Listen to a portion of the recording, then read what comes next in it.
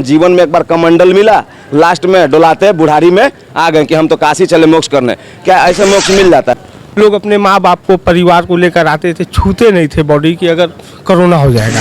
The one true of life. So what would you say? I think it's a tradition in your country.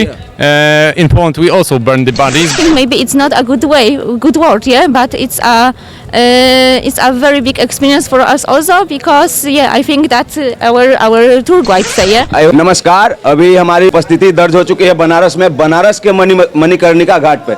ये वो मणिकर्णिका जिसे महाशमशान भी कहा जाता है। यूँ तो अगर पुराणों और ग्रंथों की माने तो मणिकर्णिका का मतलब होता है कि ऐसा हमारे वेद में वर्णित है कि माँ पार्वती का यहाँ पे कान का कुंडल जानबूझ के उन्होंने छिपा दिया था और भगवान शिव से प्रार्थना किया था कि आप उसे ढूंढ के दिखाओ, और वो ढूंढ नहीं पाए थे, तो इसका नाम मणिकर्णिका हो गया। अगर दूसरे मान्यताओं की माने तो यहाँ पे भगवान शिव ने माँ सती का अंतिम संस्कार किया था, इसलिए इसे महाशमशान भी कहा जाता है। हम लोग इसी पे बात करने के लिए बनारस में आए हैं, बनारस के गंगा घाट के किनारे मणिकर्णिका घाट पे। यहाँ पे हम आज एक ऐसे शख्स से मिलने वाले हैं जिनका काफ़ी पुराना इतिहास रहा है। ये यहाँ पे राजा की भूमिका अदा करते हैं और जो भी यहाँ पे चिताएं दहन की जाती है ये उन्हीं के काउंटर से सारी बातें होकर गुजरती है। क्या प्रोसीजर है, लोग कैसे आते हैं, लोग कैसे यहाँ अपने प्रियजनों का अंत्येष्टि करते हैं, इन्हीं सब बातों के ऊपर हमारा आज का ये संस्करण है। तो आइए देर न करते हुए हम आपको उनसे मिलवाते हैं जिनसे मिलने के लिए पूरा दुनिया ललायित रहता है। जो यहाँ पे आता है उनसे मिलने की चाहत जरूर रखता है। तो इसी मनसा से हम उनसे मिलने जा रहे हैं। आइए हमारे साथ आपको उनसे मिलवाते हैं।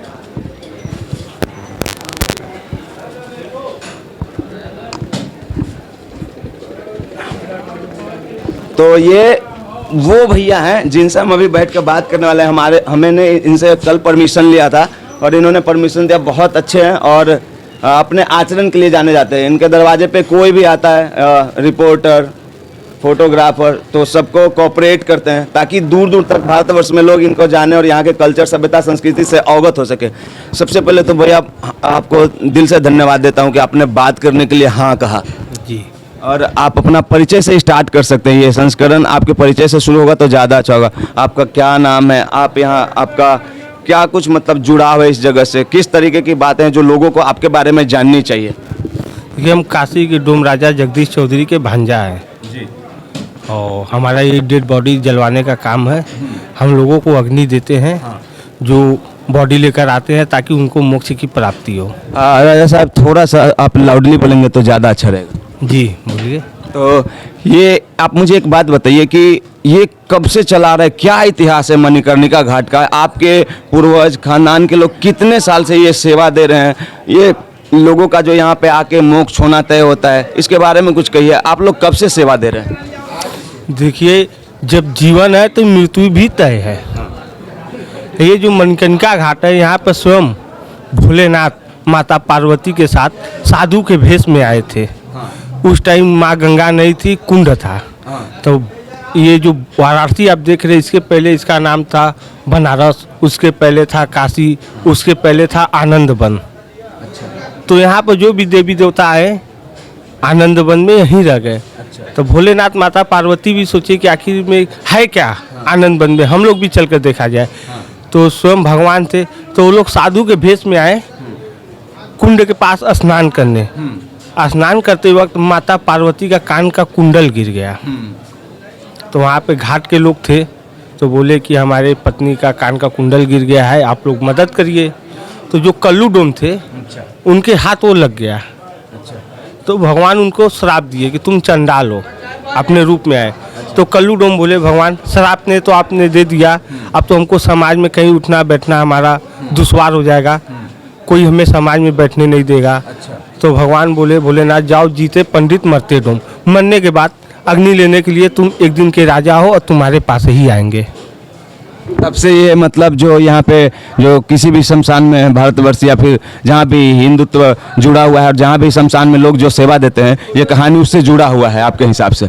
अच्छा, एक बात बताइए, हमने एक बहुत बड़ा प्रसिद्धि वाला एक आपके परिवार से एक वक्तव्य सुना है जो कि बहुत गौरवान्वित करता है कि देश का राजा इस वर्ग में भी जाके लोगों को इतना प्रतिष्ठा और इज्जत देता है। क्या ऐसा कुछ हमने सुना है? क्या वो कौन थे जो लोकसभा के इलेक्शन में मोदी जी के प्रस्तावक रहे? ये जो हमारे मामा जी थे काशी डोम राजा जगदीश चौधरी, जब हमारे माननीय प्रधानमंत्री जी जब चुनाव लड़ रहे थे काशी से सांसदी का, तो उनको अपना प्रस्तावक बनाए थे। अच्छा, हमारे प्रधानमंत्री जी जब प्रस्तावक बनाए तो हमारे डोम समाज के लिए बहुत गौरव की बात थी। उसके बाद हमारे मामा जी को मरणोपरांत पद्मश्री से सम्मानित किया गया। पद्मश्री भी दिया गया जी।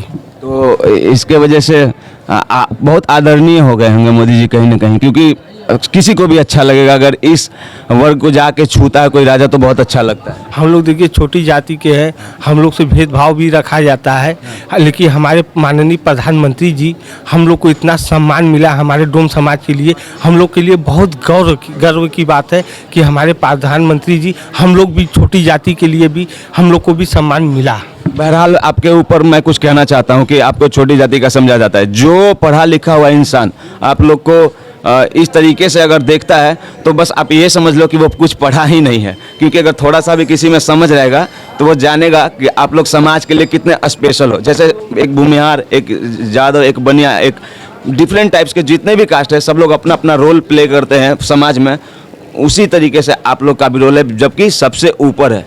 आप लोग का इतिहास भगवान से जुड़ा हुआ है, बाकी किसी कास्ट का भगवान से जुड़ा हुआ इतिहास नहीं रहता है। बहरहाल हम लोग अपने अगले सवाल पे और अगले चरण में चलेंगे, तो आपसे गुजारिश करेंगे कि क्या हम लोग चलते हुए बात कर सकते हैं यहाँ से? जी देखिए, यही अग्नि है जिसे हम लोग जो बॉडी लेकर आते हैं उन लोग को अग्नि देते हैं। अच्छा भैया एक बात बताइए, ये 24 घंटा जलता रहता है? हाँ, ये जो है 24 घंटा जलता है। हम लोग मिट्टी के तेल, लाइटर, माचिस का यूज नहीं करते हैं। अच्छा। जो बॉडी जल जाता है वही बॉडी का लकड़ी लाकर हम लोग अपना धुआं जलाते हैं, जो कि जो मर कर आते हैं उन लोग को अग्नि देते हैं। और यही लकड़ी पर हम लोग खाना भी बनाकर खाते हैं।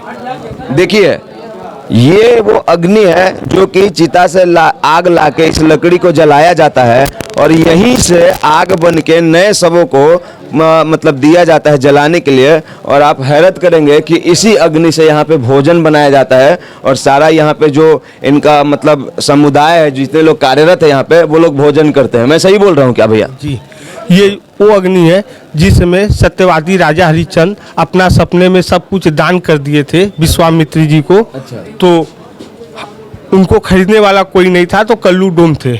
अच्छा। और जब माता तारामती का जब बेटे का पुत्र रोहितास का जब मृत्यु हुआ, हाँ। तो वो अपने बेटे को लेकर हरिश्चंद्र घाट पर पहुंची। अच्छा। और बोली कि आपके बेटे का डेथ हो गया है, इनका संस्कार कराइए। तो राजा हरिश्चंद्र कराए, बोले कि ऐसा है कि आप हमको कुछ दान दो। अच्छा। तो माता तारामती बोली मेरे पास कुछ है नहीं। तो बोले कि जब तक आप दान नहीं देंगी तब तक आपके पुत्र का उद्धार नहीं होगा। तो माता तारामती ने अपने साड़ी का आंचल फाड़ कर दिया कि मेरे पास यही है। तो वही दान के रूप में हम लोग अग्नि देते हैं, जिससे हम लोग को गेहूँ, चावल, अनाज, पैसा लेते हैं अग्नि के रूप में। ये तो तय है कि सनातन में बेवजह कुछ भी नहीं होता। हर हरकत और हर कर्म का कहीं से न कहीं से तार और कनेक्शन जुड़ा हुआ है, इतिहास है, जो कि पुराणों और ग्रंथों में वर्णित है।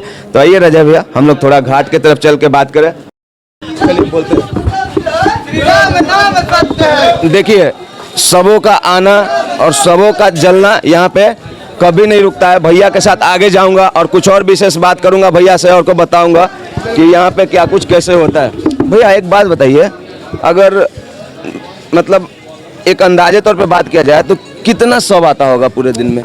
तो यहाँ देखिए 24 घंटा डेड बॉडी आती है। लगभग कितने शव जलाए जाते होंगे? देखिए यहाँ 24 घंटा बॉडी आती है। यहाँ पर कभी अग्नि बुझती नहीं है, कभी चिता ठंडा नहीं होता है। यहाँ पर डेली 100, 120, 110, 140, जैसे बहुत ज़्यादा ठंडी पड़ने लगा तब, गर्मी बहुत ज़्यादा पड़ने लगा तब 160, 70। देखिए यहाँ पे चिता नहीं बुझती है। अनादिकाल से जब से यहाँ पे शव जलाना शुरू हुआ है तब से लेके आज तक आग नहीं बुझता है। यहाँ पे न ठंडा होता है और जब भी अब कभी आप मणिकर्णिका घाट पे आओगे तो आपको सब जलता ही वहीं मिलेगा। भैया एक बात बताइए, राजा हरिश्चंद्र जी के बारे में कुछ और बता सकते हैं क्या? जैसे उन्होंने ऐसा क्यों मतलब बोला था, उसमें कोई लॉजिक था, कोई परीक्षा हो रही थी उनकी भगवान की तरफ से? विश्वामित्र लोग, उनका नाम था सत्यवादी राजा हरिश्चंद्र। तो विश्वामित्र जी ने सोचा कि इनका नाम सत्यवादी है तो इनका क्यों न परीक्षा लिया जाए, देखा जाए कि सत्यवादी है। तो सपने में इनको विश्वामित्र आए और बोले कि हमको ये सब कुछ अपना राजपाट दान दे दीजिए। तो सपने में सब कुछ दे दिए। तो फिर जब सुबह उठे तो अपना वो राजा थे तो उनको लगा हमारा सब कुछ है तो अपना राजपाट करे। तो विश्वामित्र आए कि बोले कि सत्यवादी राजा हरिश्चंद्र महाराज, आप सपने में सब कुछ हमको दान दे चुके हैं, अब ये राजपाट, महल, घर, मकान, सोना, पैसा आपका कुछ भी नहीं है। तो वो तो सत्यवादी थे, दान तो दे चुके थे। तो फिर वो अपना उठकर अपना महल छोड़कर निकल गए। तो उनको जीने के लिए जीविका चाहिए, पेट अनाज मिलेगा इंसान को तभी न जिंदा रहेगा। तो उनको, वो तो राजा थे, उनके पास कुछ बचा नहीं था तो बोले कि अब तो कुछ करना ही पड़ेगा मुझे काम। तो उस टाइम बड़े से बड़े राजा महाराजा थे, उनको खरीदने वाला कोई नहीं था। तो वो गए हरिश्चंद्र घाट पर। तो उनको हमारे जो पूर्वज थे डोम परिवार के, कल्लू डोम, उन्होंने उनको खरीदा और घाट पर मसान का कार्य कराया। अच्छा, ये खरीदा जैसे कहने का मतलब, खरीदा के ऊपर कुछ और विश्लेषण दे सकते हैं क्या? जो कल्लूडम क्या खरीदे, कैसे खरीदे? उस टाइम तो पैसा वैसा नहीं था, घिन्नी, असरफी, सोना चांदी यही सब चलता रहा। वो देकर उनको खरीदा, अपने यहाँ घाट पर काम दिया। थोड़ा सा और इधर हम लोग चलते चलते बात करें। देखिए आगे में मंदिर है दो, वहाँ पे जाके बात करूँगा। देखिए चिताएं जल रही है। एक दिन मैं भी यहाँ पे रिपोर्टिंग कर रहा हूँ, मेरा भी ऐसा उम्मीद है, होप है, उम्मीद है कि आप ही के खानदान लोग मुझे भी जलाए यहाँ पे, ऐसा तमन्ना है मेरा। ये लकड़ियाँ, ये लकड़ी लोग इतना हमेशा अवेलेबल कैसे रहता है लकड़ी भैया? देखिए यहाँ पर जो है बॉडी ज़्यादा आती है तो यहाँ पर कभी भी कुछ भी हो सकता है। कभी भी जैसे लॉकडाउन के टाइम इतना बॉडी आने लगा, लोग कोरोना के, और लकड़ियाँ नहीं होंगी उस समय, कोरोना के डर की वजह से लोगों की मौत होने लगी। जितनी बड़ी बीमारी नहीं थी उससे ज़्यादा दहशत था लोगों के अंदर। बिल्कुल बिल्कुल। लोग अपने माँ बाप को, परिवार को लेकर आते थे, छूते नहीं थे बॉडी की अगर कोरोना हो जाएगा। तो लेकिन उस वक्त भी आप लोग अपना सर्विस छू छू के बॉडी को दे रहे होंगे। उस टाइम जो अपने माँ को, बाप को पानी नहीं दिया, बॉडी को छुआ नहीं, उस टाइम हम लोग भी वो भी कार्य किए। जरा सा पॉलिटिक्स से और समाज से और दुनिया से हट के एक महंगा सा बात बोलने जा रहा हूँ, ध्यान से सुनिएगा, उसको अपने औलादों को और खुद में अनुसरण कीजिएगा। हम लोग कितना कर रहे हैं ये हम लोग पे छोड़ दीजिए। कहना ये है कि वाकई में जब लॉकडाउन में डॉक्टर नहीं छूता था, परिवार वाले नहीं छूते थे, जब कोई शख्स डेड बॉडी को नहीं छूता था, तो यही बंधु लोग अपने जान पर रिस्क लेके आपके मतलब प्रियजनों का शव जलाए हैं और उनको मोक्ष दिया है और उनके आत्मा के शांति के लिए पूजा किया है। मैं सही कह रहा हूँ? जी, उस समय तो कोई नहीं छूता होगा। उस टाइम तो बॉडी भी नहीं छूते थे, यहाँ तक कि जो मरने के बाद लोग पानी देते हैं मुंह पे, वो भी नहीं करते थे कि अगर इनको छुएंगे तो मुझे भी कोरोना हो जाएगा। जबकि आप लोग छू के करते थे सब चीज। हम लोग तो बॉडी जलाएंगे तो भैया छूना ही पड़ेगा, बिना टच किए तो कोई काम होगा नहीं। लेकिन हम लोग को भी डर था कि हमें भी ना हो जाए, लेकिन मुझे पता था कि ये जो बॉडी लेकर आ रहे हैं इनका कार्य, इनको उद्धार तो मुझे कराना ही है, इनको तो हम जाने वापस नहीं देंगे। लेकिन हम लोग भी भगवान के ऊपर, बाबा मसाननाथ, गंगा माँ के ऊपर छोड़ दिए कि अब चाहे बीमारी से मरे चाहे अपने मौत से मरे, मरना तो है ही है, लेकिन मेरे पास जो आया है उसका हम उद्धार करा कर ही रहेंगे। अच्छा, एक लोग आ रहे हैं, हम उनसे राजा भैया थोड़ा सा इंटरेक्ट करेंगे, उसके बाद थोड़ा सा बात करेंगे। Excuse me, can we talk please for few second? Where from you? We are from Poland. You both are from Poland. Yes. Okay. So this is Manikarnika Ghat, you know, and how your feelings, and have you ever read about Manikarnika Ghat? Yes, we read about it in Poland. Yes. So how it is? How it is? It's I think True, it's true path of life, last stage of life, and it is only the one true of life. So what would you say? it's I think it's a tradition in your country. In Poland we also burn the bodies, but it's not like this. It's not like in ceremony. It's in big ceremony. No. So I think It's like yes, and it's I think it's very jak powiedzieć, bardzo duże przeżycie. Yes, it's So what are you trying to say? That this is very big experience for us also, yeah, because we respect your culture, we respect your religion, yeah. So when we came here, yeah, just before we read something about this place, yeah, to be prepared better, yeah, to respect your rules, yeah, what is here, yeah. And now just when we look around and we can compare how it looks in our religion also, in our country, yeah. So it's really interesting. Maybe it's not a good word, yeah, but it's a very big experience for us also, because yeah, I think that our tour guide say, yeah. I hope so. Both of you guys, you will more able to read on it. You should read it actually. Various place of Google, whatever, by book. So we really appreciating your talking with us. Thank you so much. Good day. Enjoy Varanasi. Thank you very much. Thank you so much. Thank you very much. Thank you so हम लोग भैया के पास आ गए। ये देखिए, लोग जो Poland से आते हैं, पूरा सृष्टि में जहाँ कहीं भी आप दुनिया के किसी भी कोने में चले जाइए, लोग अमेरिका से, पोलैंड से। अच्छा एक बात बताइए राजा भैया, पूरा विश्व सनातन हो गया, हम सनातनी लोग में परिवर्तन नहीं होता, ना हम लोग इस चीज़ को समझ पाते हैं जो मैं दिखा रहा हूँ, ना हम लोग अपने ग्रंथ पढ़ने में यकीन रखते हैं, ना गंगा मैया के बारे में जानते हैं, ना महादेव के बारे में जानने का इच्छुक रहते हैं। जीवन में एक बार कमंडल मिला, लास्ट में डुलाते बुढ़ारी में आ गए कि हम तो काशी चले मोक्ष करने। क्या ऐसे मोक्ष मिल जाता है भैया? बनारस बार बार नहीं आना चाहिए। यहाँ के वो ऑरा है, यहाँ पे जो भक्तिमय जो माहौल है, यहाँ का अणु परमाणु में जो शंकर का वास है काशी में, तो क्या बार बार लोगों को नहीं आना चाहिए, ताकि वो वाइब्रेशन और एनर्जी हमेशा 365 दिन उनके घर में मौजूद रहे, ताकि वो भी महसूस कर सके कि जीवन का अंतिम सच मृत्यु है और उसको एक दिन गले से लगाना है, ताकि अपना जीवन संयम से जी सके। क्या मणिकर्णिका हमेशा एहसास और याद में नहीं रहना चाहिए भारतवासी को? देखिए, मणिकर्णिका घाट काशी में है।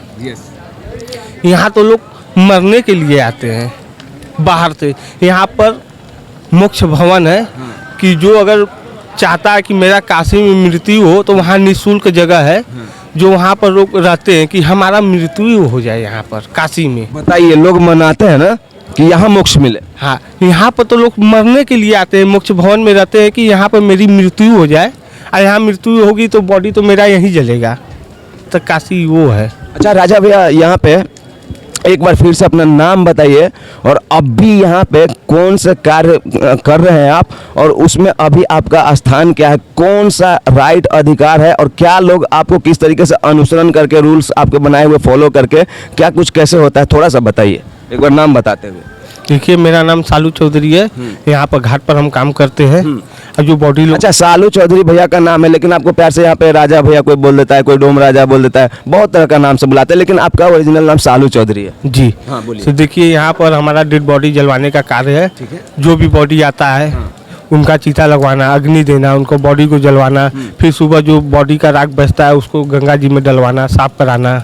अच्छा, साफ सफाई से जुड़ा हुआ भी चीज नगर निगम तो करता भी होगा? नहीं, नगर निगम भी करता है, हम लोग भी। आप लोग भी अपना मतलब जिम्मेदारी बना के चलते हैं। अच्छा भैया, एक बोले आपकी कहाँ पे मोक्ष भवन, कहीं पे मोक्ष भवन, किधर है मोक्ष भवन? यहाँ मणिकर्णिका घाट पे भी था, तो जो अभी कॉरिडोर में टूट गया है। अच्छा, बनने के समय। हाँ, जो भी कॉरिडोर विश्वनाथ जी मंदिर में बना है, तो उस टाइम जो है मोक्ष भवन था, टूट गया।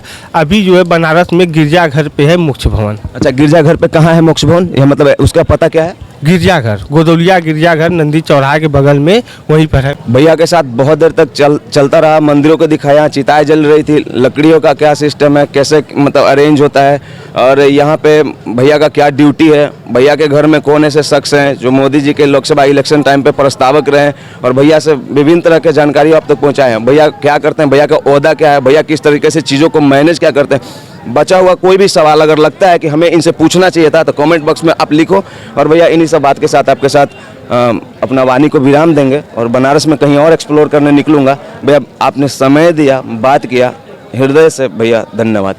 ठीक भी है। और एक बात बताता हूँ कि ये स्पेशल काम करते हैं। जब लॉकडाउन में कोई सब को छूता नहीं था ना भाई, फिर से रिपीट कर रहा हूँ अपना लाइन, तो ये लोग मुर्दे को छू छू के, खोर खोर के, जला के और गंगा मैया में प्रवाहित करके आपके प्रियजनों को मोक्ष दिए थे। तो इनके नाम सालू चौधरी है, और सालू चौधरी सॉरी चौधरी नहीं लिखते ना, चौधरी लिखते हैं। तो सालू भैया के नाम से सालू लिख के सालू भैया लव यू लिखना ढेर सारा, बिकॉज डिजर्व करते हैं। और गले लगाओ इनको आके यहाँ पे और मिलो, पता चलेगा भाई आना तो यही है ना। यहाँ पे देखो ये बैठे हुए हैं, आपके पूर्वज लोग का पिंडदान करवाएंगे, इस मंदिर में आप लोग आके पूजा करके मोक्ष लोगे। अच्छा बताइए, हम कुछ गलत बोल रहे हैं, आप लोग थोड़ा सा पब्लिक ओपिनियन लेते हैं। यहाँ पे लोग मोक्ष पाने ही आता है ना भैया, यहाँ पे अपने प्रियजनों का मतलब कोई चाहत रखता है कि अंतिम में मेरा डेथ काशी में हो। तो क्या कुछ कहना चाहेंगे भैया, ये जगह कितना महत्व रखता है? बहुत महत्व रखता है, इसीलिए लोग तो काशी में आते हैं, चाहे वो बिहार के हो चाहे कहीं को, दूर दूर से लोग आते हैं कि अंतिम हमारा इच्छा काशी में मृत्यु पाना होता है। ये जगह दुख और मोक्ष दोनों से जुड़ाव रखता है। अगर आधुनिकता में हम किसी से कुछ पूछ लिए हो, जिनका मतलब यहाँ पे अंत्येष्टि में आए हो, तो उसके लिए हम माफ़ी चाहते हैं। बट आपको दिखाते हैं कि इतना जितना भी मेरे पीछे आप लोग देख रहे हैं, इधर जो पंडित जी लोग बाबा लोग बैठे हुए रहते हैं, पूजा करवाते हैं शांति के लिए। यहाँ पे जो भी परिवारजन आप कहीं भी कुछ भी देख रहे हो, तो वो लोग अंत्येष्टि के लिए ही आते हैं। तो यहाँ पे हम ज़्यादा सवाल नहीं करेंगे, तो हम लोग चलते हैं बनारस में कहीं और आपको दिखाता हूँ। तो अभी के लिए इतना ही, अपने वाणी को देता हूँ विराम। जय जय भारत और हर हर महादेव और जय काशी। प्रणाम, धन्यवाद भैया।